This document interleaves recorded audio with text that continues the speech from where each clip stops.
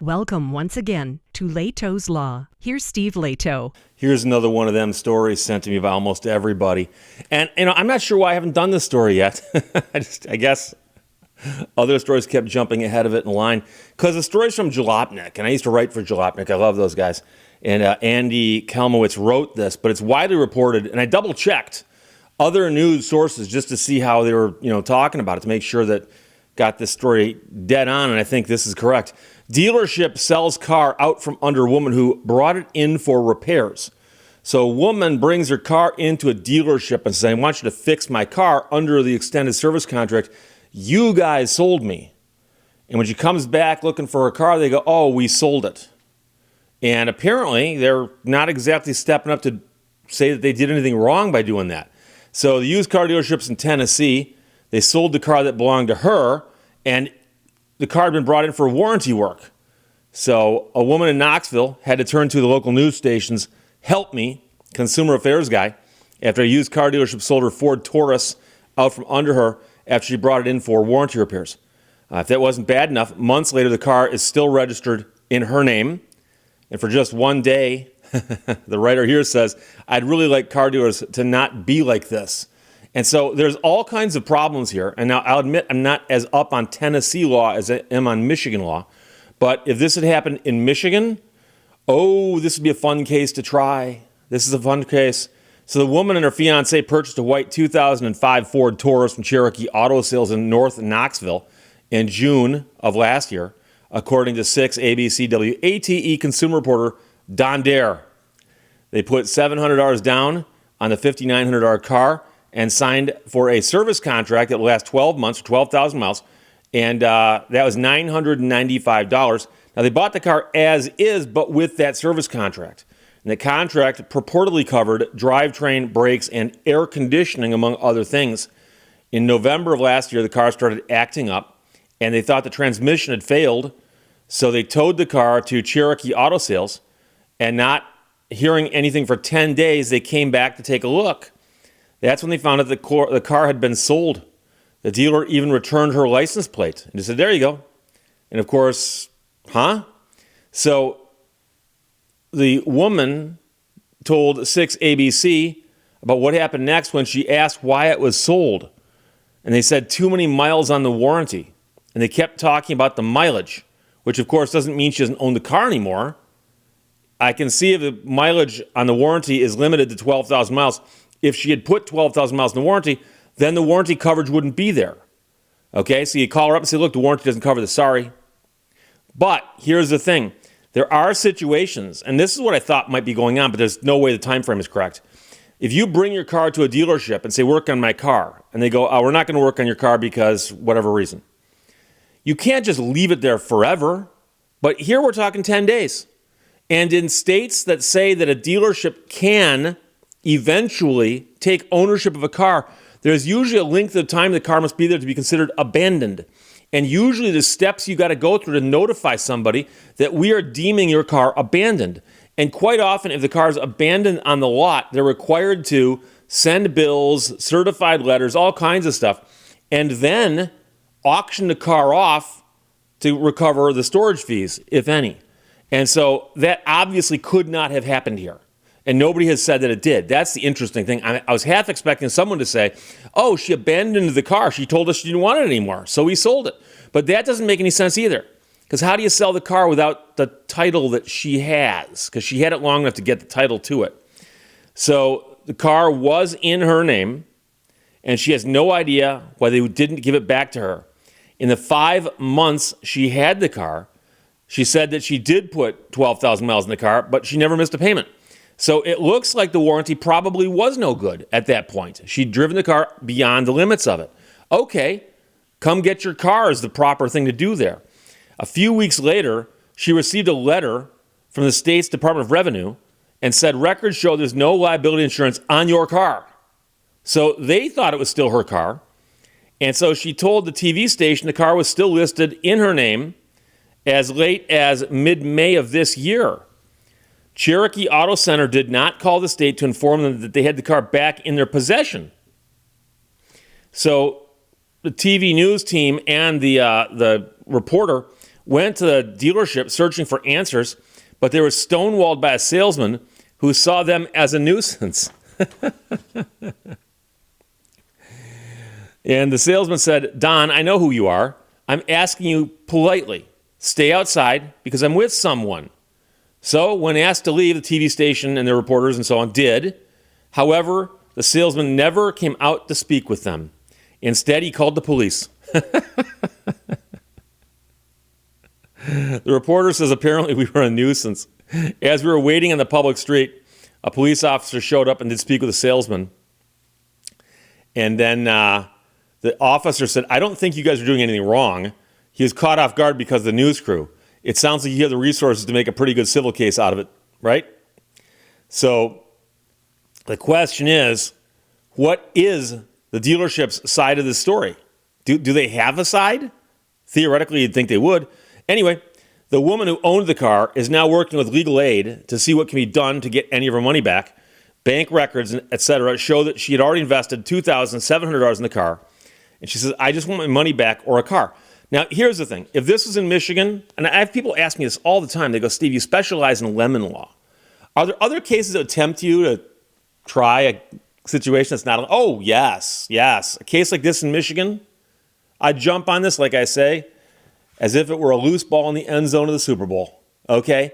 This is a case that would be fun to try. You file the lawsuit, and one of your causes of action is conversion. Conversion is the form of theft where you give something to somebody for one purpose, and they, in essence, steal it, but they didn't take it from you. You gave it to them for a legitimate reason. She gave them the car and said, "Here, fix my car." And then they took it and sold it. That's conversion. So she's entitled to get more than her money back. She's entitled to get at least the value of what was converted back. And interestingly enough, there's more going on here. Some states allow you to get treble damages for conversion. So it's not a $5,900 claim. It's closer to an $18,000 claim. Some states say you can get attorney fees and court costs on top of a conversion claim. Wouldn't that be fun? Oh, but wait, there's more. Because it talks about payments that she made, and the dealership sold the car. Reading between the lines, I think this was a dealer-financed deal. Now, if I'm wrong on this, I'm sorry, but I think she bought the car from them and financed it through them. And I got friends who do debt collection and credit cases. And for a dealership to repossess your car, if that's what they're going to claim they did here, they've got to do all kinds of legal things there also. They can't just snag your car for no reason and go, "Well, we had it, it's ours now." And so there might be violations of federal statutes too. And of course, you can file all of this in one handy court, like a local federal court, and throw in the state law claims as well. So I hope that legal aid down there actually has some people who understand how these laws work, because what happened here is very, very wrong.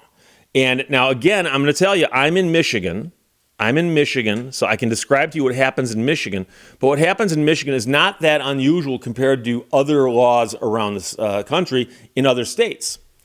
And so in Michigan, for instance, for you to sell a car, you're a dealership, you sell a car. You're required to fill out the application of title with all the information on it regarding the sale, have the buyer sign it, you sign it because you're the seller, and then you file that with the state. And yet it appears the state doesn't know that this car got sold, which means that they sold a car and didn't fill out the application for title or equivalent in Tennessee. Oh, that's a problem. And I've mentioned before that the states regulate dealerships very, very closely for fear that dealerships will sell cars, take the sales tax in, and not file the sales tax with the state. And the sales tax usually accompanies the application for title and the registration. So they didn't file that document. They didn't file their taxes either on that car. Now, that might not be the crime of the century, but you have to understand dealerships often do those kinds of things right when they're getting in financial trouble. So the state is often very, very quick to jump on mistakes like that. And I've mentioned before that in the state of Michigan and many other states, they have a thing called a police book. In the old days, it was actually a book. It was like a big diary, a ledger. And you had to have in it listed all of the cars that are on your lot today that are part of your inventory. So if an inspector from the state shows up and walks your lot and sees a car for sale, it better be in the police book. Then they go check the police book and they count how many cars were in inventory. And they make sure they're all out there. Because if there's a car that's not out there and it got sold, but it's still in the police book, it means that the money wasn't sent to the state. And so the question is, did this woman's car pass through the police book or equivalent of this car dealership? Because if it didn't, you've got another problem. And I have in my life actually taken a deposition of somebody at a car dealership and spent an hour and a half going through their police book with them. And you'd be surprised at how much fun it is to ask the person who's the custodian of those records why this information is missing. And it's not a criminal action, it's a civil action filed by a private individual and their attorney. And I've enjoyed looking at the attorney for the person who's squirming and saying, hey, I'm not the one who filled this police book out wrong. Apparently they are. And these cases often settle. So it looks like, and if you said, Steve, just take a guess. What do you think happened here? I think that the car sat there for 5 or 6 days after they thought she should have picked it up. Somebody came by and said, hey, is that car for sale? If you ask a salesman if something's for sale, their knee-jerk reaction is, of course it is. How much you got?